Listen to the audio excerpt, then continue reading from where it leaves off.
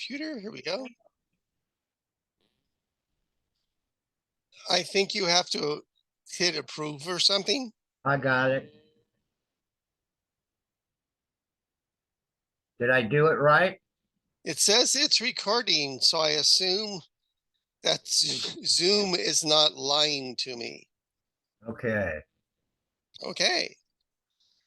Shall we go ahead? sure. Welcome back to another episode of Fair Folk at Work.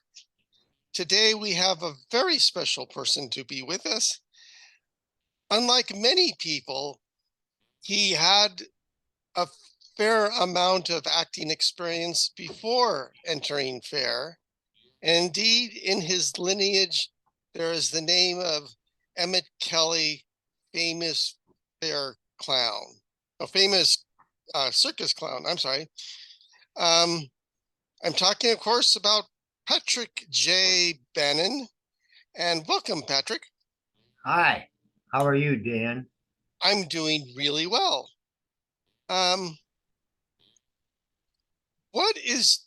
Tell me about Emmett Kelly and how you sort of got in touch with his legacy.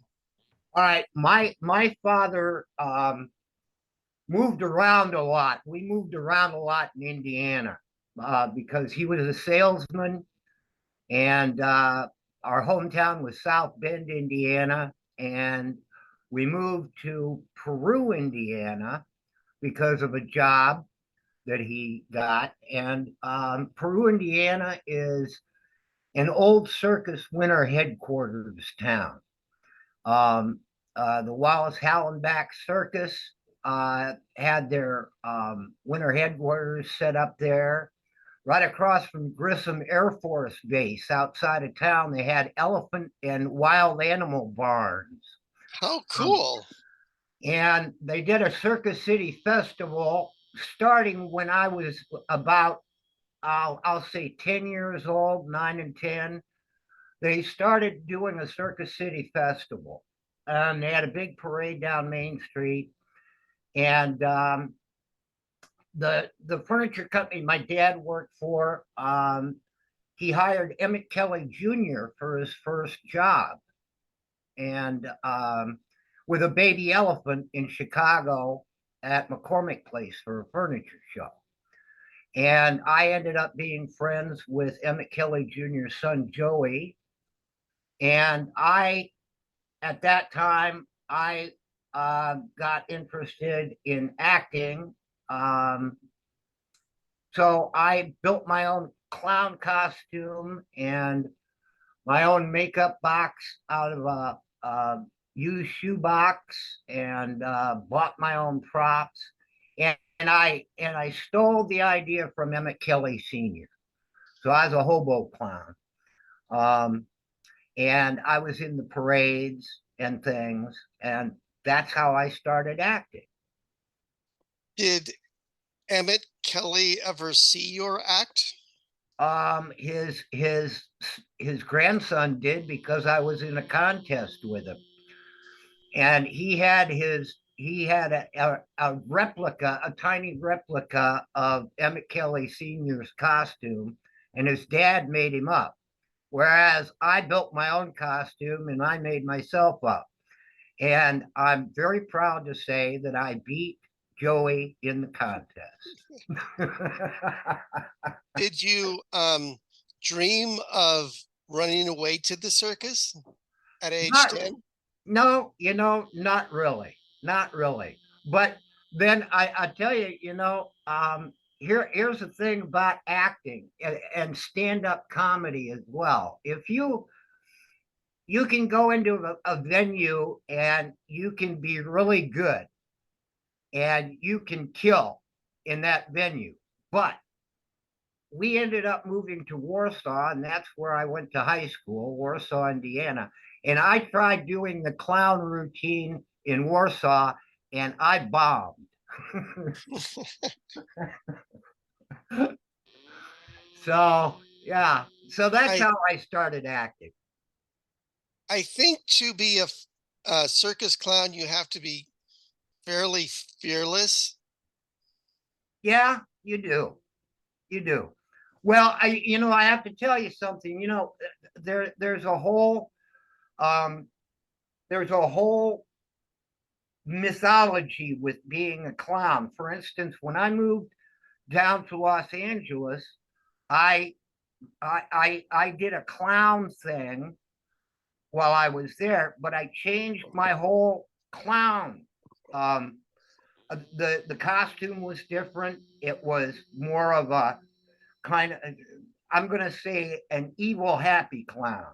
Um, but I had to, when you change your makeup and you change your style, you have to leave a remnant of your clown makeup, your original clown makeup. So I had a teardrop underneath my eye, for the hobo clown originally. Anyway, there's a mythology about doing a clown act. I mean, you build the whole thing yourself. In our previous conversation, I told you, the Stanislavski method, the method school of acting. Um, a clown is that is is exactly that, because you create your own costume, you create your own makeup, you create your own routine. So Do you remember what at age 10 attracted you to being a clown? um, the movies I saw, the things that entertained me the most, which were the silent movie comedians, um, Hmm. uh, things like Tarzan, late night horror movie stuff. That's the kind of stuff that really influenced me as a kid. I was into magic too. I got a magic set for my um, one of my Christmases, and a Gilbert's chemistry set. So I was into weird stuff as a kid. Um, I'm going to jump around here quite a bit, so I think you're going to be able to hang with this. But okay. what what about Fair resonates with being a circus clown? Well, um, the uh, mostly the improvisation of it. I love the improvisation of it. That was the most fun. I mean, when I did the fair, I did a main stage show. I had lines for that show. We did Pyramus and Thisbe on stage, but we messed around with that play, and there Right. was a lot of ad libbing going on. So, um, and then the street theater was the most fun because we could interact and play around and make stuff up as we went along. So I think that reflects the clown stuff as much as anything else, you know. And also, you have to understand that the fair, it was acrobats, it was jugglers, it was very tied into circus, very tied in.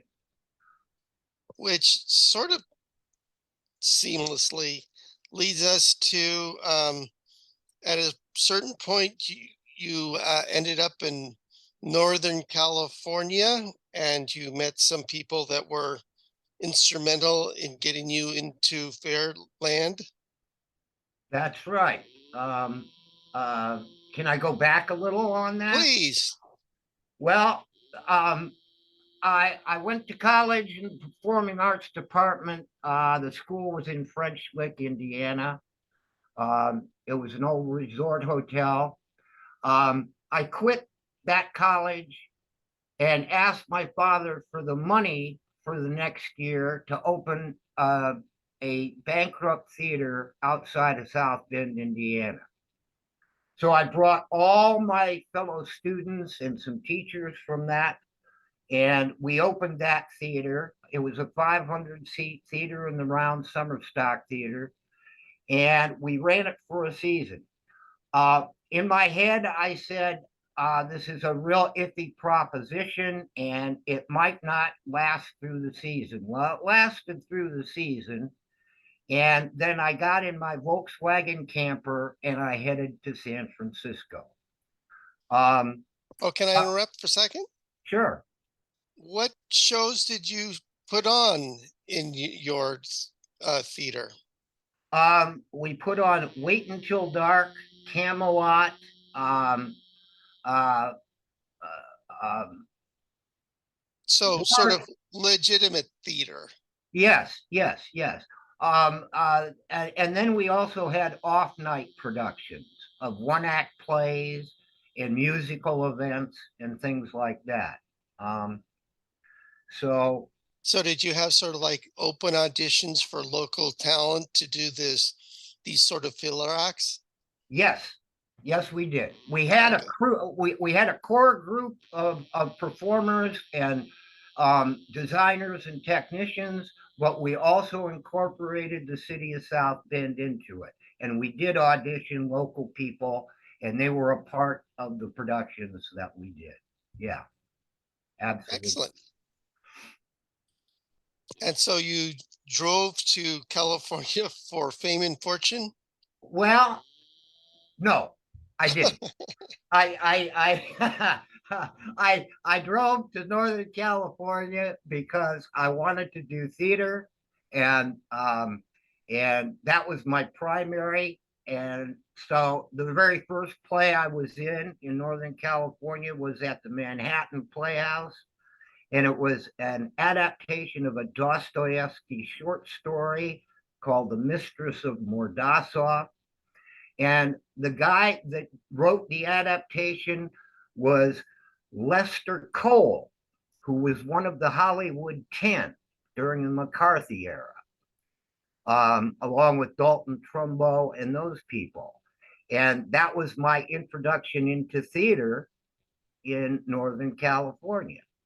And then I proceeded to work at the Palo Alto Community Theater, and they had a fire circle festival in the summer where they did 3 original plays and 1 Shakespeare, and I was a part of that, and that's where I met David Springhorn. Can I interrupt for a sec? Sure. Would you, at that point in your life, would you have considered yourself like a juvenile lead or the comic relief, or what was your sort of niche that you were building for yourself at that point? All right, I still got my makeup box. It's down in the basement. It's probably toxic by now. It's it's a big makeup box.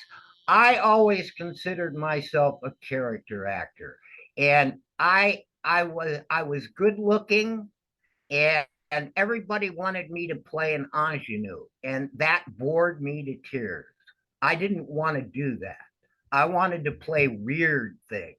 I wanted to play scary things. I wanted to be the bad guy or some really offbeat, crazy character. That's what I love to do. So I And never so con- for, I'm sorry, so for Dostoevsky, what was your I character? had to play an ingenue, pal, and it was frustrating. Believe me, it was frustrating. And the lady that was the artistic director for that playhouse, she was Russian, and she had a thick accent, and she kept screaming at me all the time. She kept screaming, "You don't know how to speak English. You don't know how to enunciate. You speak terribly." And it was frustrating, but I got through it. So there you are desiring to play character roles and bad guys, and you meet David Springhorn. Yeah, yeah. I got to do that when I was at the Palo Alto Community Theater. I got to play. What one of the plays was the Children's Crusade, and I did a 3-hour age makeup on myself, and I played a pope. And I we did a production of the Italian Straw Hat, and I played Uncle Visinay in a wheelchair. um, uh, uh, who couldn't hear. Somebody had asked him a question, and And you got to go, what? no, it was more like, the guy would ask me, "How are you this evening?" And he said, "No, I didn't eat that. I ate that yesterday," and things like that. So, yeah, and David was doing a comedian troupe out in front of the theater, um, for while we were doing these productions in house, and he would always perform out in front. Well, he pulled me in to this comedian troupe to play Pantalone, Right. and then the first time we both went to the Renaissance Fair was we took the troupe to the fair. We snuck in, and then we waited. There was a stage at the very front of the fair, um, off to one side, and we waited for the performers to get off that were performing on there, and then we stole the stage. So and we performed, and we were a big hit, and Dennis Day heard that somebody had stolen the stage, and he came up and he accosted us, and he said, "You're not supposed to be up here." And we said, "Well, we know, but we wanted to show off." And he said, "Well, it seems you did pretty good, so come on, we'll give you food tickets and you're hired." So that's how we first started doing the fair together. I'm trying to imagine David in a commedia. Yeah, he played Bergella. Remind me again, and those of us who might not know commedia quite so intimately, who Brugella is and how David Springhorn inhabited that role. All right, well, Bergilla is kind of the soldier in the piece. There's two lovers. There's Bergilla, who's kind of a soldier, and he instigates things, and he does it for Pantalone, who's the old guy. Pantalone is the old matriarch. Right. So, and that's what David played, um, against my, Pantalone, and we get the lovers in trouble all the time. So that's kind of the way that went. Did Anyway, David have that sort of bombastic W.C. Field snake oil salesman routine down yet? yeah, he did actually. Yeah, we would always see as that evolved into the Tottenham Halberdiers. We both did that. We both Mhm. did that because we had to pull the audience in. So we did a lot of improv before we did the show, and he had that bombastic attitude. Um, there's actually some old pictures of him out in front of the Palo Alto Theater doing the comedian troupe, um, and he would have a big bass drum that he would pound, and you know roused all the people to come and watch him, do the stuff. So yeah, he always had that bombastic W.C. Fields thing going. And I can see it playing very nicely with a decrepit old man who's also quick on his feet. Yep, yep. So you did fair commedia for a few years, or did you get into the Tottenham Halberdiers rather quickly? No, no, no, no, no. As a matter of fact, I only did that once with David at the fair. The, Really? no, no, I take that back. We did it more than once. Well, we were there for the length of the fair. Um, uh, but I ended up moving down to LA at a certain point. And one day, the phone rang in my apartment, and it was almost a year later, and David called, and he said, and I was surprised. and he said, I have an idea for the fair and we're going to start it out in Los Angeles. And I said, okay.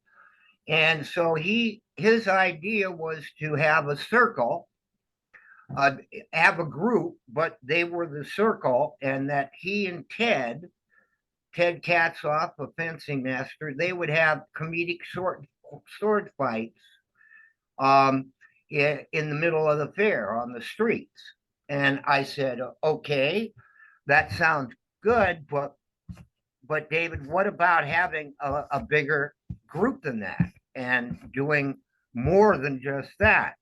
And he said, well, you got to talk to Ted Katzoff. And at the time, Ted Katzoff was working at Busch Gardens, head of the entertainment department there.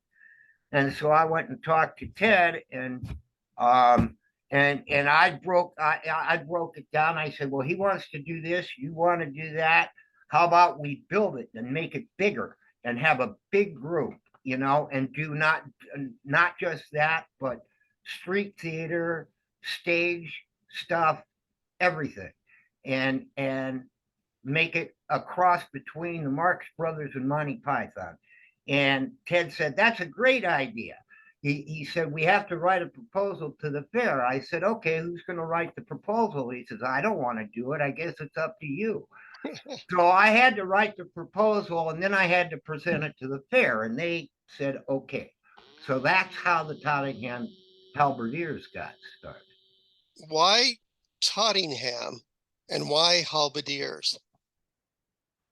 Because it was a motley pike army in the Shire. The whole point of the group was that they were an inept, really stupid pike army that couldn't do anything in terms of protecting the Shire.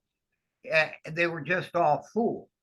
And they would march around trying to look, brilliant and continually mess that up.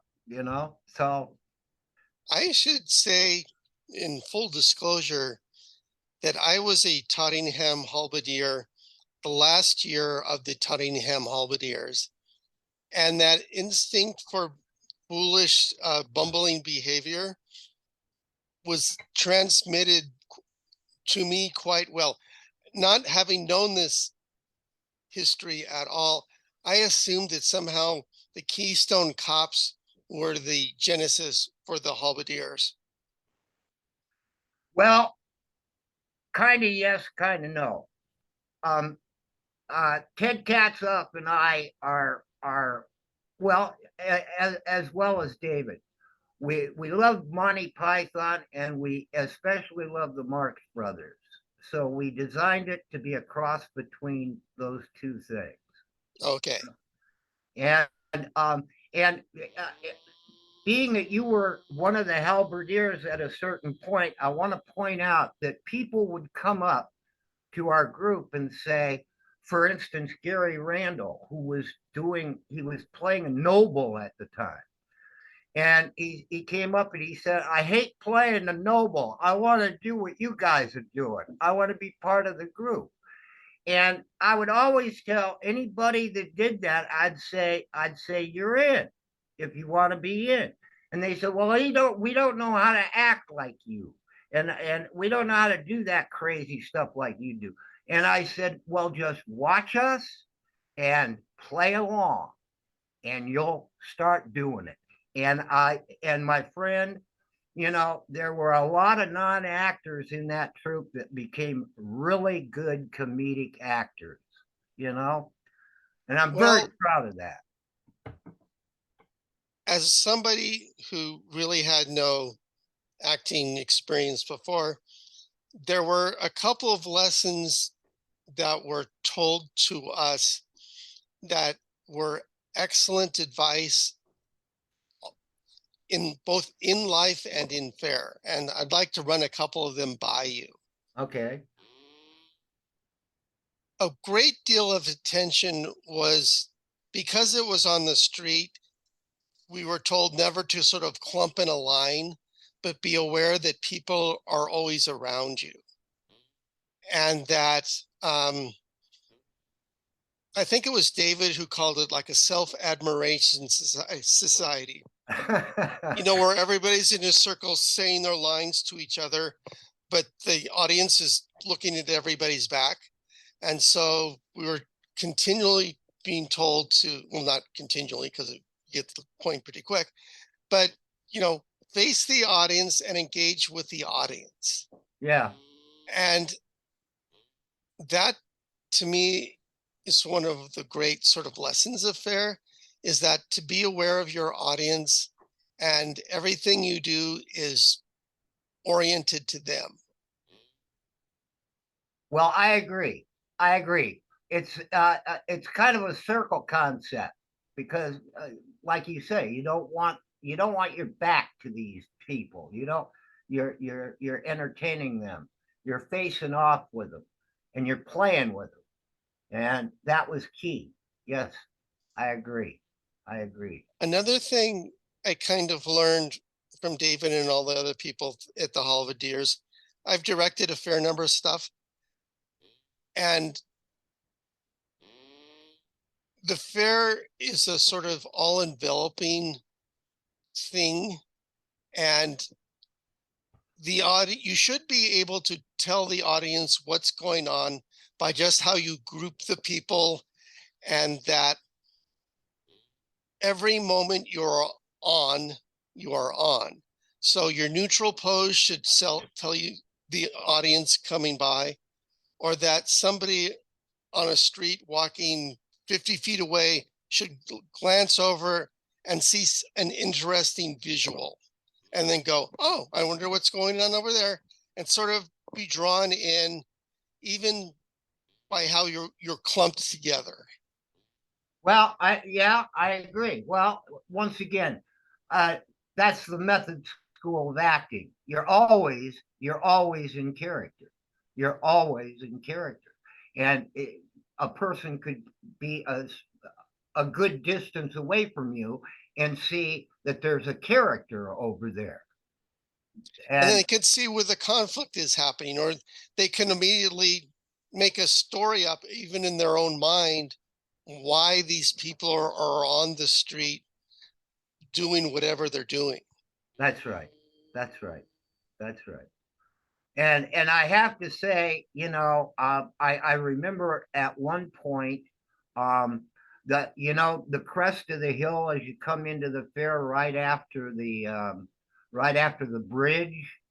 Right. I was at the crest at the top there, and some patron comes walking up with a big smile on his face, and he says, this is the third day we've come back to the fair, and we just came back to see what the halberdiers are going to do next. Wow. And that was a high compliment. That was very nice.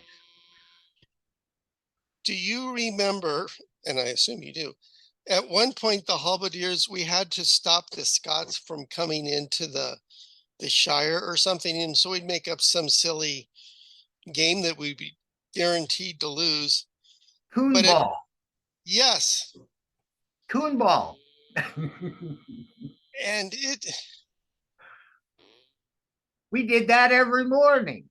Every morning, like clockwork, the Scots would arrive and we would challenge their entrance.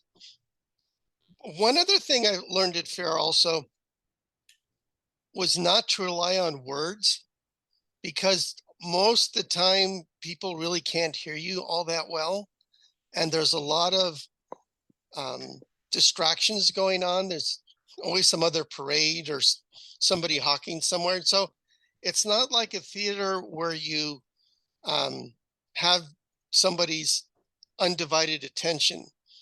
And I got the sense performing at faire that it was sort of a competition to continually validate what you're doing with whoever was passing by, or get it over with like really quickly.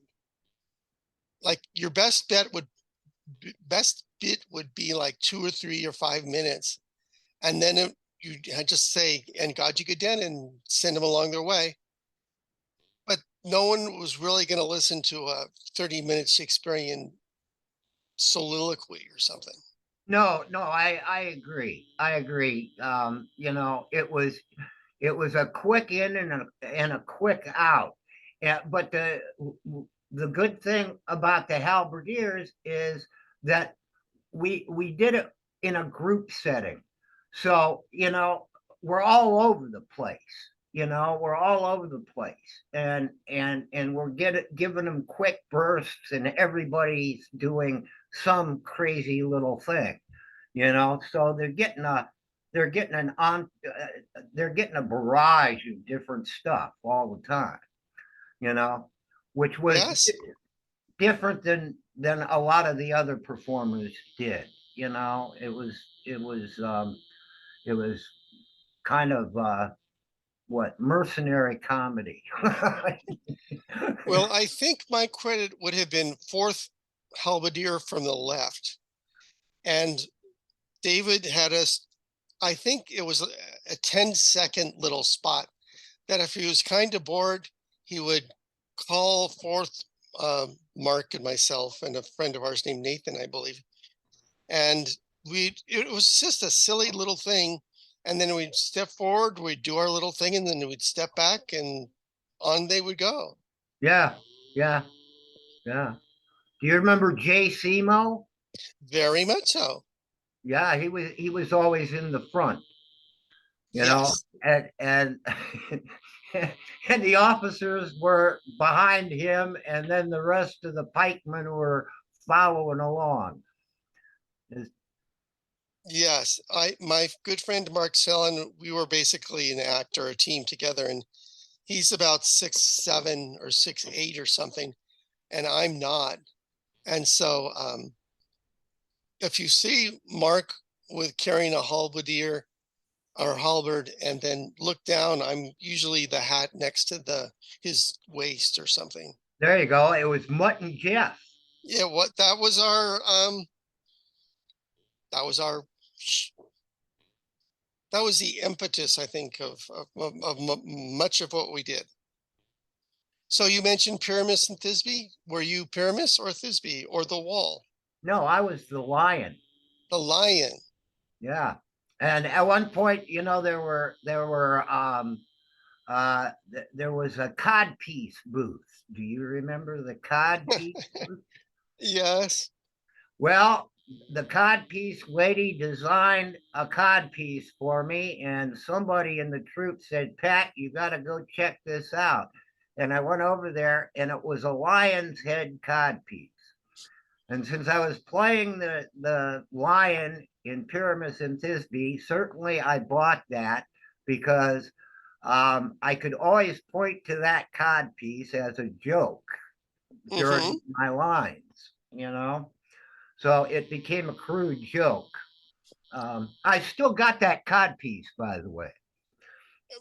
I hope it's safely in a closet someplace that doesn't come out. No, it's hanging up on the wall along with my swords. Um, you know, David and Ted and I had 3 sets of swords made, and my set is hanging on my wall with my codpiece. But Did but you have one of the monkey suits? no, I didn't. I I got had them. I had 2 different costumes. The first the first year we did it, it was kind of a mishmash of stuff that I wore with a big white hat. And the other one was more refined and it was beige.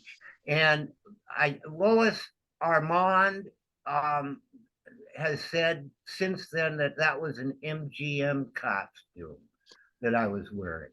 I was told the same thing about my costume, the costume with the stripes, and it was the lore was that they were worn by monkeys on Wizard of Oz, as I remember. I've heard that story. Yes, I have heard that story. By the time I got it, it had no smell or monkey residue.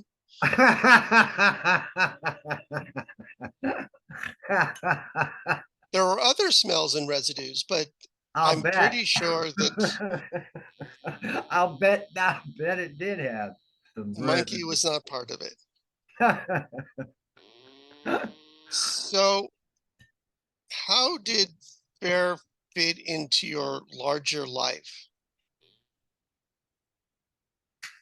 Well, um, it was to me, it was part of a whole because I was doing theater in Los Angeles all over the place. And um, that was the fair was an integral part of that. Um, uh, all kinds of new things were happening culturally in the theater and film, in radio, in music, and the What were fair some was of all your, I'm sorry, go ahead. well. The fair was all tied into that. You know, the fair to me was it started out as a big party to begin with. And it was a party for all these very artistic, creative people to go and do a crazy costume party and try out new things, try out new creative things. Um, and a lot of the people that were at, especially the Agura Fair, as well as the San Francisco Fair, um, uh, were tied into all kinds of other things, you know, in Los Angeles. For instance, Gary Randall, who was part of the Halberdiers, Hmm. was a set designer, and he worked on Blade Runner. He did special effects on Blade Runner. That's just one example. I mean, but um, all of that tied in, all of it. Well, I know this is an interview by you, and so I'll probably edit this out, but for me, there were uh, among the other things I got at Fair. One is Don't that edit yourself out of this at all.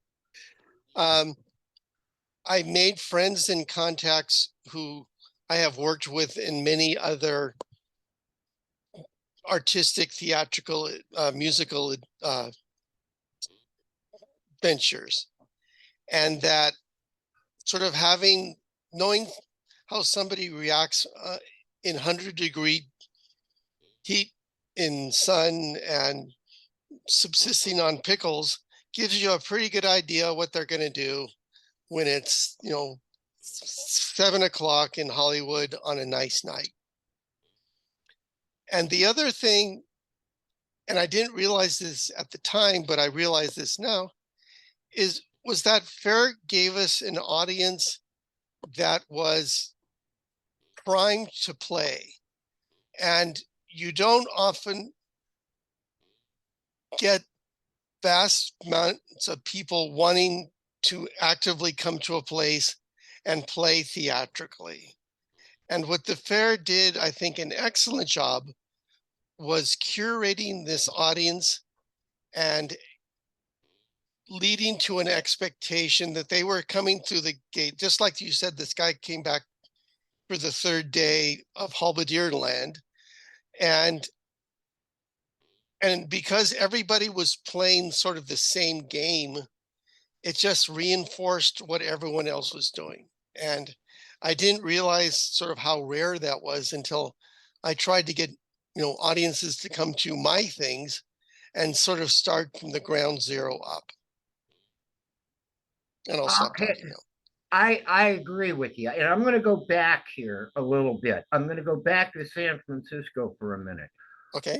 While I lived in San Francisco and I was doing theater there, I became a supervisor and I would drive high school students up. It was through an Episcopal church. Um, and it was a volunteer program for high school students to go up to Sonoma State Hospital, which was um, right next to Eldridge, California, which is near where the fair site was. Okay.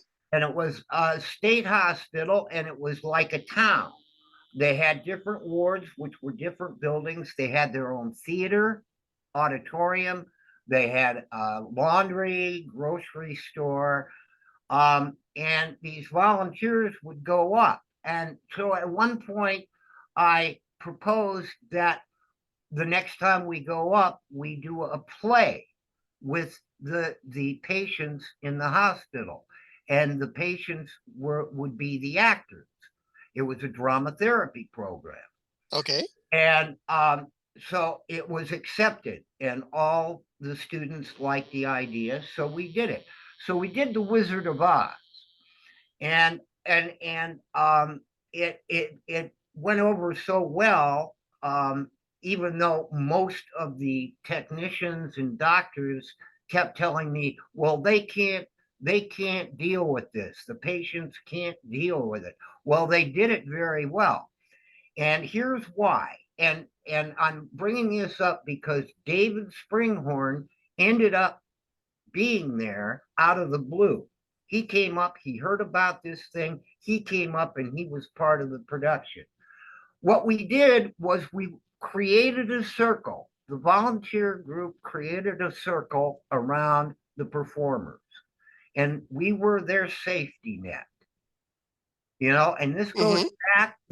back to, you know, playing the fair on the streets, basically. The same kind of concept. And the patients, I mean, there was a guy named Mike who had no hands on, he just had stumps for wrists, and Mm-hmm. he had no tongue in his mouth. He spoke lines, and he pushed Dorothy around in her wheelchair by her stumps. Um, it was amazing stuff that happened. And David showed up out of the blue, and he was part of that, which I've always been very complimented that he did show up and had been part of that. And then going back to LA, I have to say that Ted Katzoff and I, we worked the Hollywood Bowl with the LA Philharmonic. We we did a whole battle on stage, which came in through the audience. Both sides, both warring factions came down through the audience onto the stage where the Philharmonic was playing, and we had this massive war on stage while the Philharmonic was playing, and then fireworks started shooting over. And I remember I got killed 3 times center stage, and the last time I got killed, well, I'm flat on my stomach, and I feel a fireworks going right over my butt, and feel the sparks. You know, after that show, the I had a friend who played the oboe in the Philharmonic, and he said, "Well, that was really exciting, Pat, but the union is never going to let that one happen again. That was just crazy." And it was a massive, you know thing. But and the other thing was the Mark Taper Forum for the first Fringe Festival. You You and talk, Theo? yeah, that was Ted again. Right. And once again, um you know we did a broadsword battle in real armor. Now, this was not movie plastic armor by any stretch of the imagination. This was real metal armor, and the helmet that I wore was the heaviest part of it. It was about 50 pounds, and if I Good Lord. tilted if I tilted it in one direction, I would fall flat on my ass. That's what would happen. Um, no balance whatsoever, and little slits for the eyes. So try and do a sword fight with that kind of stuff, and you got a problem. So you say, You know, somebody who's sweating in 50 pounds of costumes and sweating in 100-degree weather. Well, Ted knew I could pull it off, but I'll tell you, after we were both done, we were drenched in sweat. Uh, it, Can I switch things up a bit? huh? I'd like to switch things up a bit and ask you another question. That's fine. You mentioned the union not going for being so close to fireworks. Yes. And I get the sense that you are an inveterate producer of things and that you were big in the equity waiver movement. Can you talk to me about that and how Bear kind of fits in with that? Sure. Sure. When I first moved to LA, one of the first theaters that I'll go down a list of theaters I was involved with. The Scorpio Rising Theater, which did a lot of Bertolt Brecht. That was my first theater that I was involved in LA. I then got then I got hooked up with La Mama Hollywood. Now, people that were involved in that were Jackie Lynn Colton, Marion Mercer, who was a Tony Award winner. Anthony Carboni was another guy, and he was an actor and director in Hollywood. We do productions at the Vanguard, the Theater Vanguard. I was part of the Theater Exchange in North Hollywood. I did productions at the Burbage Theater. And all of these groups that I were involved with, interacted. Robert Patrick was a playwright for Cafe or Mama Hollywood, and that was an extension of Cafe La Mama in New York. Ellen Stewart, who was a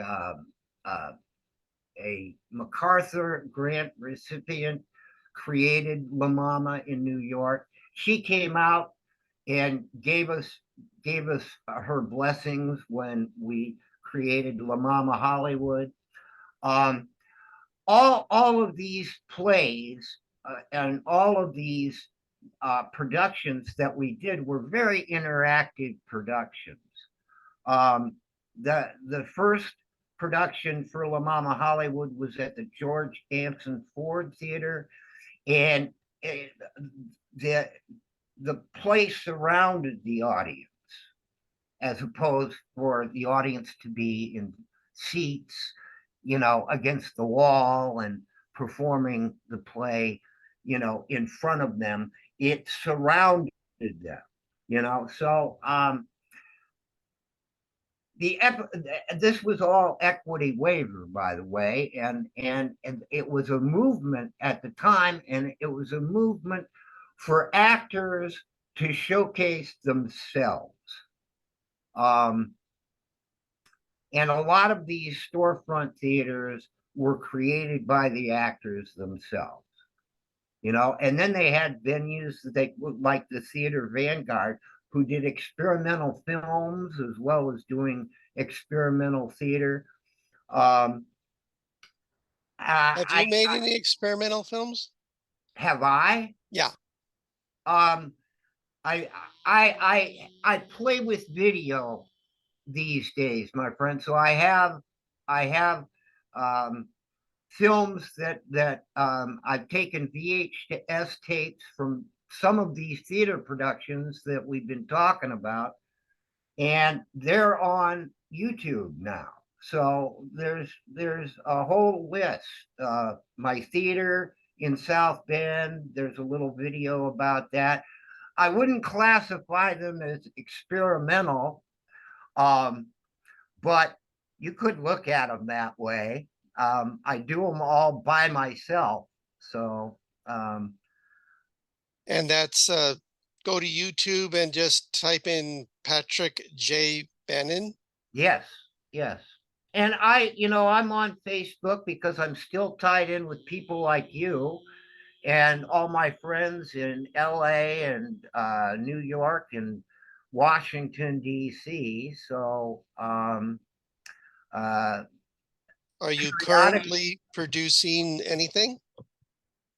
no, I'm not. But I was involved in a production here that was for it was a benefit event to save the dunes along Lake Michigan. Okay. Um, and there are videos of that as well, which I helped create. So uh, Have you gotten into fine arts or photography at all? I've always been into photography, and I'm a painter. Um, I in fact, I'm surrounded by a lot of my paintings as we speak. Does, do you have any sort of image history of fair that is reflected in your work? No. I've seen your stuff on uh, the internet, and it's very, bold dashes of squares of color and that kind of thing. Was that a fair assessment? Um, Now tell me, so I that it doesn't sound like me at all. Well, then, why don't you take a moment and explain to me what I should have been seeing? Well, you know what? Did you just recently look on my profile page? I was just batting around and there was something about here are 8 paintings I've always wanted to do or something like that. Aha, that's what I thought. No, that is a friend of mine named Chris Kaiser, and he just did those 8 pieces. I mean, he went uh he went ballistic and did a whole series in a real short period of time. And he's a wild and crazy artistic friend of mine, and he did those pieces. Mine are different. I work in 5 different series. Hmm.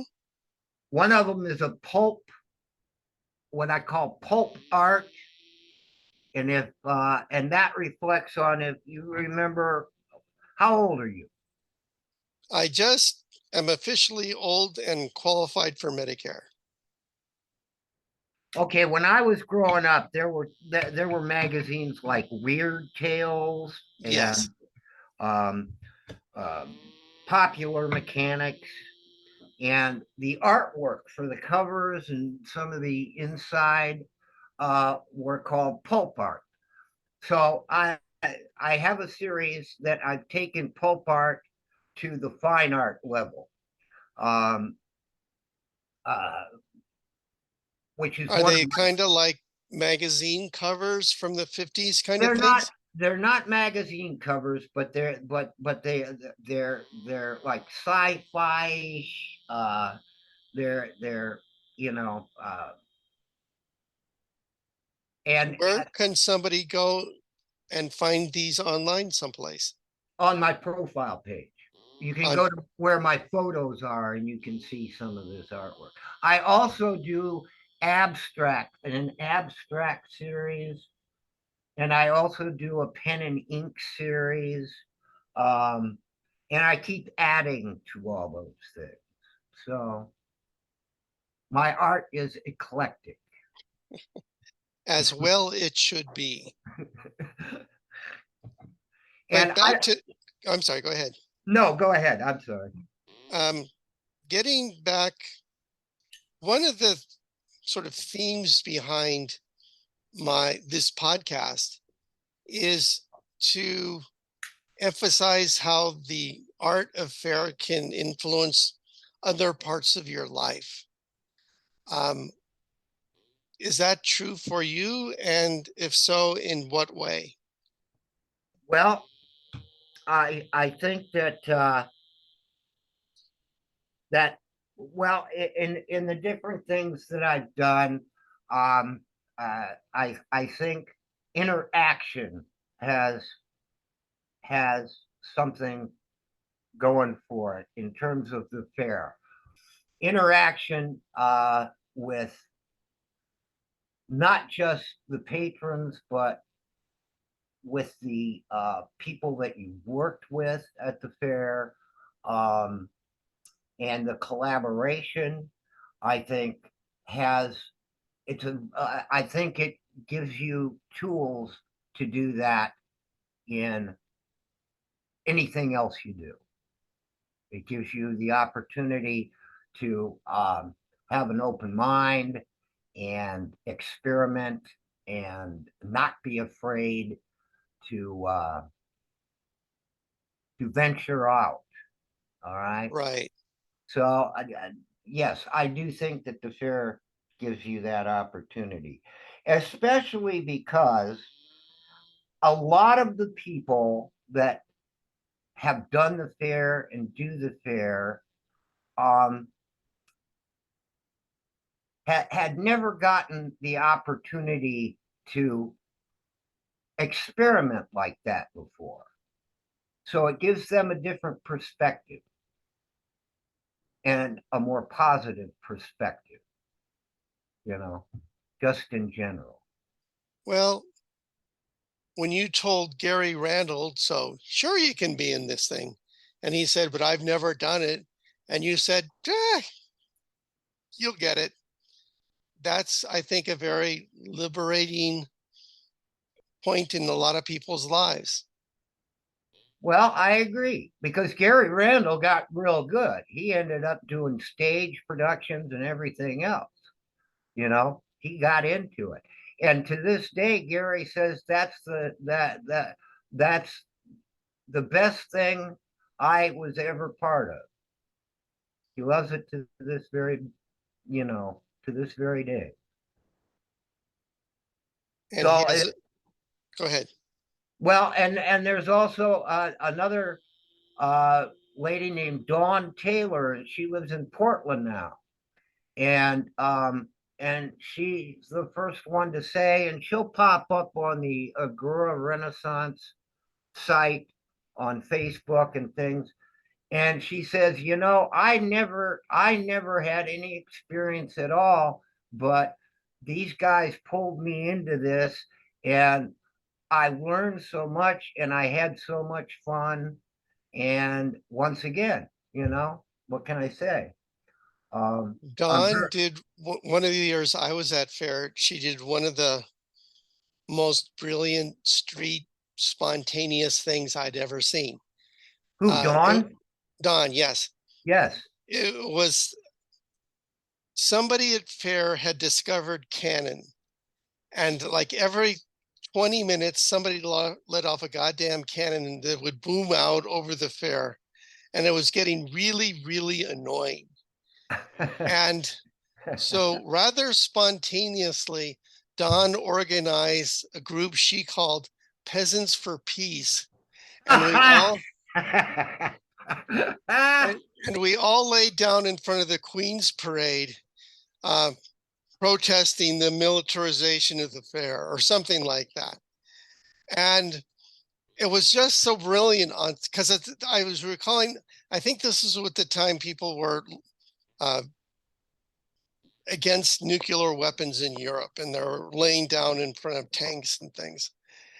And it was just sort of a brilliant commentary on what was happening around us both then and now. And it was a way of saying, this is really a bad idea to the fair. So, I mean, it was theatrical, it was funny, it involved a lot of people, and it attracted attention. I mean, it was just brilliant. And there you go. Yeah, you And go. and she's the one that said I'd never done anything like that before, and when they brought me in, they taught me so much. And look what she did, you And know? she paid it back tenfold. Yeah, there you go. There you go. You can't do better than that, my friend. No, you really can't. Um, I think I've run out of things to say. Um, I guess we could talk about you getting fired from Bear, but I don't see the point of that. Um, Oh, I don't, I'll tell you what, I feel gratified in the knowledge that I wasn't the only one fired at the same time. Dennis Day and Ernie Coswell and Peg Long got fired at the same time. I didn't know that for a long, long time, but I mean, I guess it was just a purge, uh, so who knows? Who knows? at one point, we were talking off camera, and you mentioned the antecedents for the halberdiers. You wanted them to sort of have an anti-establishment um, vibe to them. An anarchistic vibe. Yes, and I think if you want sort of positive proof of anarchism in your life, the halberdiers were certainly that. We succeeded. Yes. But I'm very gratified that we have such an exclusive club. That invited, that allowed everybody into it. Yes. Yes, yes, absolutely. Is there anything you would like to add before I push the stop record button? Well, I don't know. Uh, Not really. I don't think you kind of drawn me out pretty well, I think, here, my friend. Well, thank you very much. It's been my pleasure. Well, and I hope I wasn't too boring here.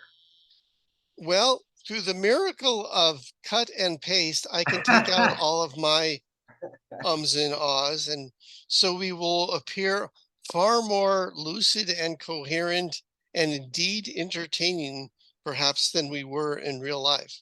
Well, thank God for that, huh? Thank you, Mr. Gates. This has been a wonderful experience. Hey, my friend, it's been a pleasure.